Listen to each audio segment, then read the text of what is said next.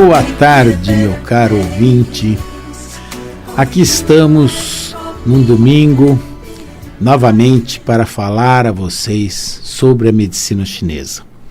Eu resolvi nesse domingo, como nós estamos iniciando a Copa do Mundo, falar um pouco sobre a filosofia da medicina chinesa, um pouquinho sobre como é que é vista a alimentação dentro da medicina chinesa. Vocês sabem que os costumes de cada povo são diferentes entre si e existem coisas realmente que são muito interessantes e que são usados dentro da medicina chinesa. E eu pretendo trazer nesses próximos 2 programas isso a vocês, para que vocês conheçam um pouco sobre essa filosofia, essa medicina um pouco diferente do que a gente aprende nos bancos escolares aqui no Ocidente. Uma das primeiras coisas que se ensina na medicina chinesa é que tonificar corpos doentes significa produzir mais doenças. E o que nós queremos, na realidade, é curar as pessoas, ou seja, nós queremos tonificar corpos sadios. E nessa tonificação de corpos sadios, nós precisamos escolher uma alimentação adequada. Para que vocês tenham uma ideia precisa, dentro do taoísmo, que é uma tradição filosófica e religiosa originária lá da China, já tem 3.000 anos antes de Cristo, e que enfatiza a vida em harmonia com o Tao. O Tao é o caminho. E esse caminho, especificamente, o termo designa a fonte, a dinâmica e a força motriz por trás de tudo o que existe. Eles falam assim, do Tao, que é o caminho, surge um. O um é aquele que tem a consciência, ou seja, o ser humano. Aquele que está consciente. De cuja consciência surge o conceito do dois. O que é o dois? O dois são as duas forças antagônicas opostas que nós já falamos em programas anteriores, chamados de Yin e Yang. E do 2 surge o 3, que está implícito. O que é o 3? O 3 é o céu, a terra e a humanidade que está entre o céu e a terra.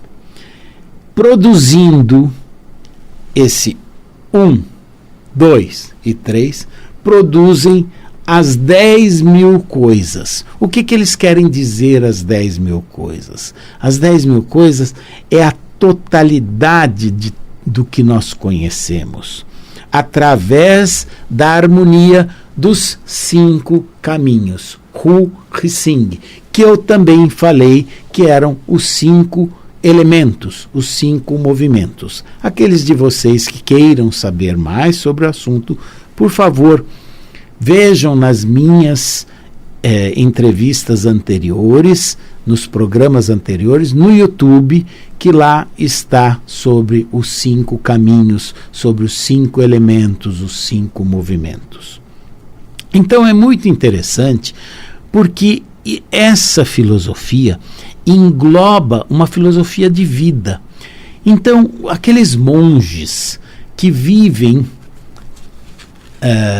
nas montanhas da China, é sabido que da longevidade que eles tinham, de como existem monges lá de 120, 130, 140 anos de idade, e eles, além de longevos, eles são saudáveis. E ao que se deve essa vida sadia? Claro que a vida sem estresse que eles levam, claro que toda essa coordenação mental que eles têm no sentido da harmonia, de paz de espírito, isso influencia. Mas a dieta deles é uma coisa que chama atenção de todos os nutricionistas nos 4 cantos do mundo. E de que é composta essa dieta? O taoísta, ele se alimenta fundamentalmente 50% a 60% são grãos. Arroz integral, rato mugue, cevada, trigo, grãos. 30% a 35% de vegetais. E 5% de carne e frutas. Mas vejam que interessante, eles se alimentam de todos os alimentos. Eles não excluem alimentos, eles comem de tudo. Só que em quantidades moderadas e qualitativamente dão preferência aos grãos. Assim sendo, vamos começar a conhecer alguns grãos importantes. O primeiro deles, todos vocês já ouviram falar, porque está na moda agora, com os naturalistas e tal, é o arroz integral. No que o arroz integral pode nos ajudar? Além de possuir aminoácidos, óleos insaturados, hidratos de carbono, vejam bem, tudo que eu estou falando é no conceito da medicina chinesa. Então é muito importante que vocês entendam que isto é dentro da medicina chinesa. Mas eles falam, por exemplo, que arroz integral melhora muito a placenta. E a placenta, o que faz? Alimenta o feto, o bebê que irá nascer. Então, é muito importante que essa placenta tenha uma boa circulação, tenha tudo para evitar as doenças neonatais. Além disso, melhora útero, melhora o ovário, então pode ser muito bem utilizado naquelas pessoas que têm problemas de infertilidade. Abuse e use arroz integral, porque só irá facilitar a sua fertilidade. Além disso, o arroz integral, ele possui aquela casquinha. Aquela casquinha melhora muito o peristaltismo, que são os movimentos intestinais. Então, aquelas pessoas que têm dificuldade, uma obstipação crônica, alimentando-se de arroz integral, melhora muito esse quadro de obstipação e, obviamente, funciona melhor o que nós chamamos de eliminação e transporte de resíduos para fora. Outra grande ação do arroz integral, ele fortalece as artérias e veias, principalmente os pequenos capilares, que são as menores artérias e veias, as vênulas e os capilares, que são as menores artérias que nós temos no corpo. Tem também uma ação anti-inflamatória e diurética. Isto também é muito importante, porque muitas vezes as pessoas comem e ficam com retenção hídrica. Ao comer, ao se alimentar de arroz integral, com certeza a sua retenção hídrica será menor. Com certeza melhorará. Inclusive, para isso pode-se fazer a papa de arroz. A papa de arroz é melhor ainda para a ação diurética. Então, pessoas, às vezes, que tenham insuficiência renal crônica, que tem retenção de líquido, pessoas que ficam com ascite, que é aquela famosa barriga d'água, ou então que ficam com os membros edemaciados, podem usar a papa de arroz. A outra coisa que o arroz integral faz, porque o arroz branco, ele recebe um jateamento de areia. Então, muitas vezes, ele tem alguma toxicidade. Eu não estou falando que todos os arroz brancos são tóxicos, mas existem alguma toxicidade, eventualmente, naquele arroz que não foi adequadamente jateado. Mas o arroz integral, ele ajuda na eliminação dos agrotóxicos. Então, se você está com medo de estar comendo algo com agrotóxico, use e abuse do arroz integral. Ele sempre irá ajudar na eliminação de agrotóxicos.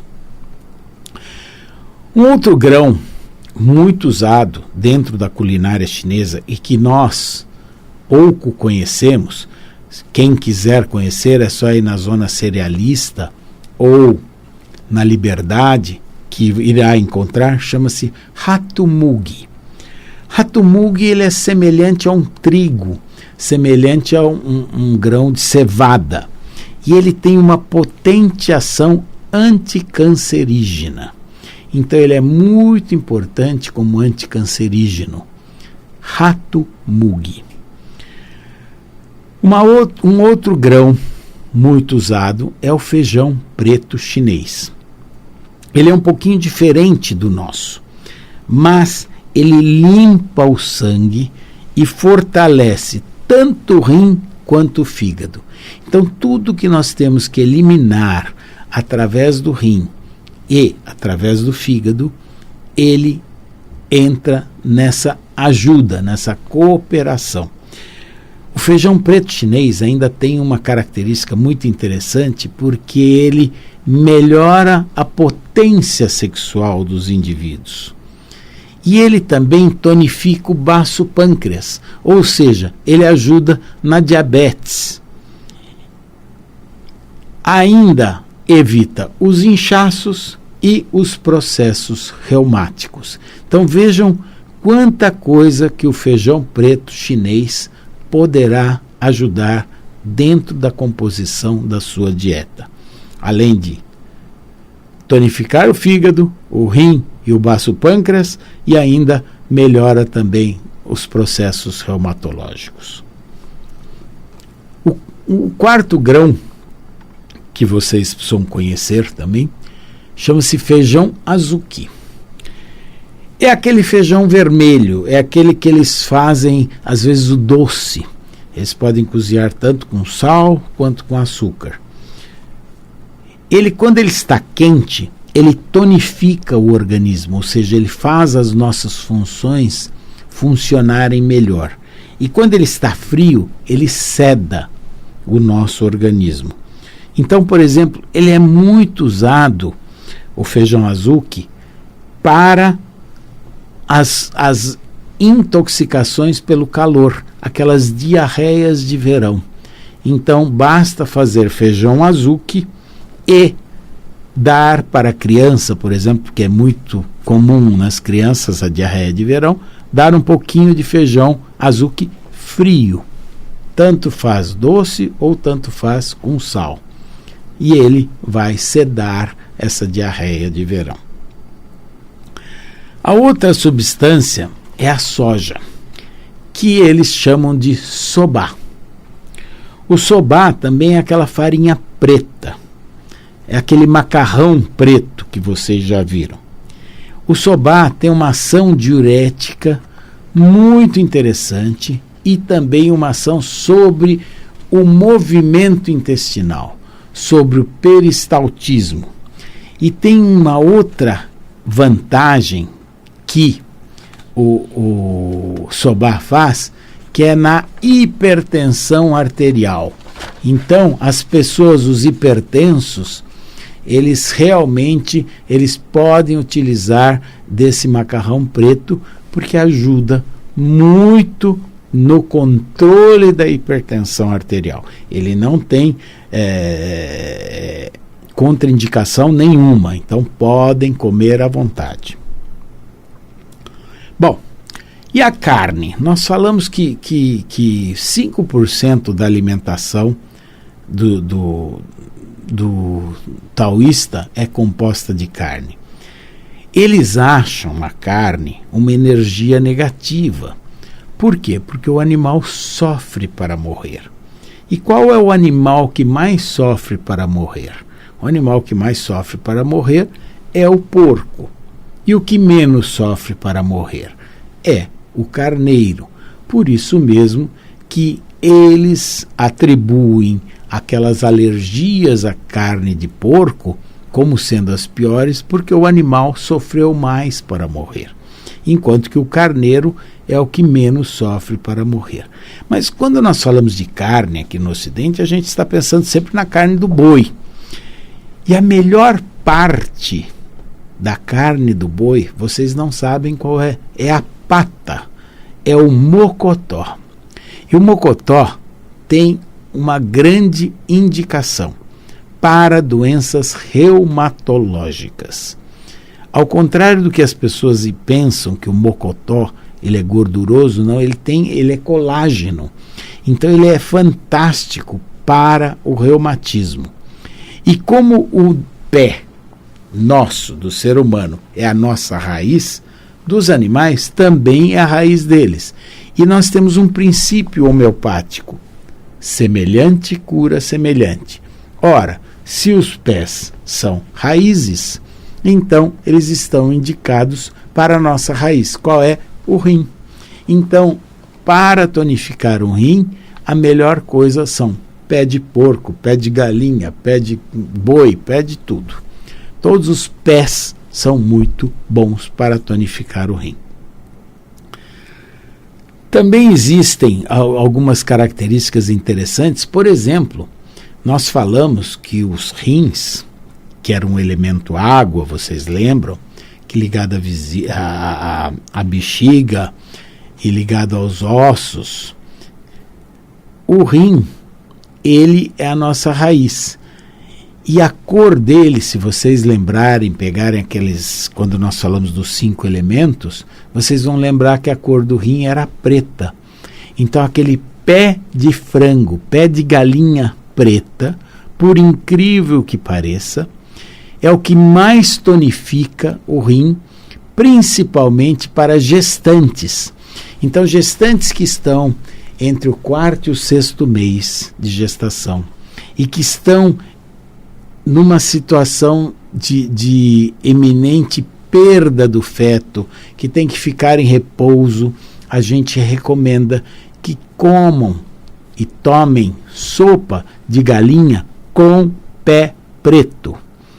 Impressionante. Você consegue segurar a gestação e levar a gestação até o fim dos 9 meses. Mas como tirar a negatividade da carne? Existe uma forma de tirarmos a negatividade da carne. Eu gosto muito de comer carne. Muito bem, então coma sua carne. Só que você tem uma coisa que pode ser usada. Vocês já ouviram falar do goji berry, que eles estão usando muito para emagrecimento. Na realidade, o goji berry, em chinês, chama-se huachao, ou kotitsu. Tá? Você põe 20 a 40 grãos de kotitsu dentro da carne que está cozinhando e ela tira a negatividade dessa carne. Ela limpa a carne para você. É como se existisse algum tóxico e ela consegue drenar e limpar e tirar esse tóxico da carne. Tá bom? Vamos falar agora um pouco de vegetais. E eu vou falar de vários vegetais. Então vamos começar. Eu estou falando, eu quero deixar bem claro a vocês que eu estou falando das coisas que vocês não estão acostumados a ver. Não adianta eu ficar falando aqui de vegetais que vocês conhecem, que nem o espinafre nosso, o brócolis, etc. Porque se você já conhece, basta pegar qualquer fascículo de nutricionista e ver o que se fala sobre o assunto, sobre os vegetais, que vocês vão conhecer. Eu estou falando dos vegetais da culinária chinesa. E dentro da culinária chinesa existe um vegetal muito interessante. Ele chama-se xingiku. Xingiku.